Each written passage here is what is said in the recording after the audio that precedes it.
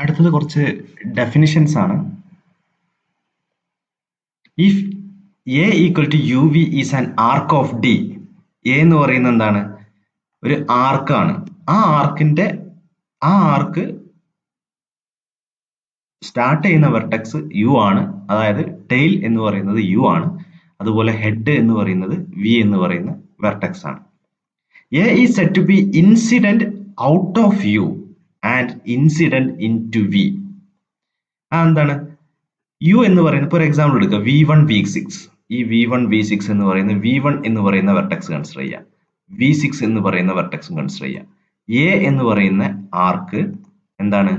V1നെയും V6നെയും join, ഈ രണ്ട് വെർട്ടെക്സുകളെ join ചെയ്യുന്ന ആർക്കാണ് എന്ത്? എ എന്ന് പറയുന്നത്. അപ്പൊ A equal to U V. യുക്ക് പകരം ഇവിടെ എന്താണ്? V1 ആണ്. വിക്ക് പകരം V6 ആണ്. Is an arc of D. A is said to be incident out of U. എന്താണ്? അപ്പൊ ഈ എ എന്ന് പറയുന്നത് എന്താ? ഇൻസിഡന്റ് ഔട്ട് ഓഫ് V1 ആണ്. ഇൻസിഡന്റ് ഔട്ട് ഓഫ് V1 എന്നാണ് അതിനെ പറയാം. അതുപോലെ എന്താണ്? And V is called an out neighbour of U. അപ്പൊ എ എന്ന് പറയുന്നത് A is said to be incident out of U and incident into V. ഈ എ എന്ന് പറയുന്ന ആർക്കിന് എന്ത് പറയും? ഇൻസിഡന്റ് ഔട്ട് ഓഫ് യു, അതായത് incident out of V1 and incident into V.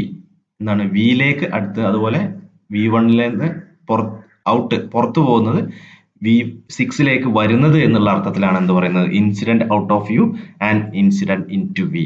അപ്പൊ ഇതാണ് ആർക്ക് എന്ന് നോക്കുക. ഇതൊരു A1 എന്ന് പറയുന്ന വേറൊരു ആർക്കാണെന്ന് നോക്കുക. ഈ A1 എന്താണ്?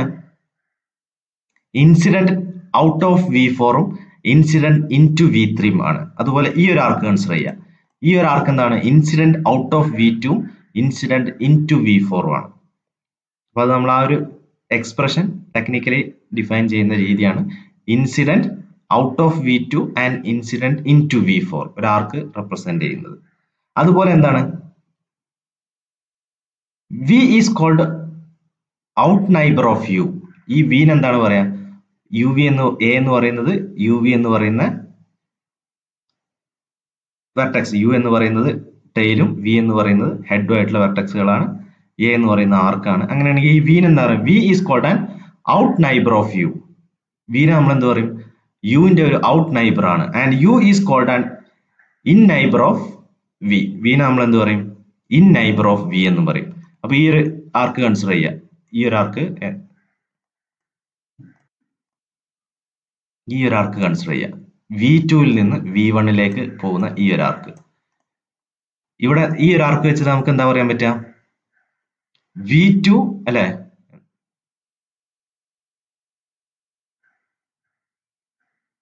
ഈ ഒരു ആർക്കിനെ നമുക്കൊരു പേര് വിളിക്കാം, ഒരു A2 എന്ന് വിളിക്കാം. അപ്പൊ നമുക്ക് എന്താ പറയാം?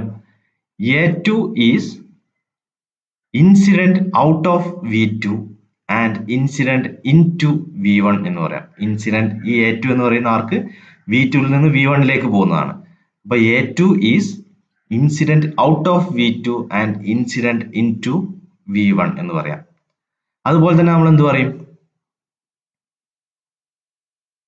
ഈ V2 എന്നുള്ളതിന് എന്ത് പറയും? V2 is called in neighbour of V1.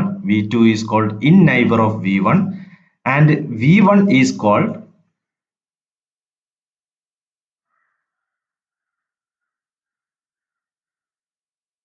Out neighbour of V2.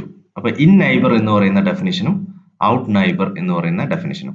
അപ്പോൾ ഈ ഒരു ഗ്രാഫിലെ ഓരോ വെർട്ടെക്സും വെച്ചിട്ട് ഈ ഡെഫിനിഷൻസ് കംപ്ലീറ്റ്, അതായത് 4 ഡെഫിനിഷൻസ് പറഞ്ഞു. ഒന്ന് ഇൻസിഡന്റ് ഔട്ട് ഓഫ് യു, മറ്റൊന്ന് ഇൻസിഡന്റ് ഇൻ ടു വി, അടുത്തത് ഔട്ട് നൈബർ, അടുത്തത് ഇൻ നൈബർ.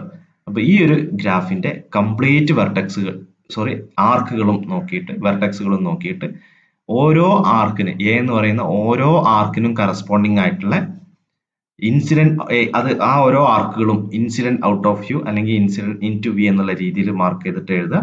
അതുപോലെ ഓരോ വർക്കിന് എന്താണ് ഔട്ട് നൈബറും ഇൻ നൈബറും കൺസിഡർ ചെയ്യുക, എഴുതി വെക്കുക കേട്ടോ.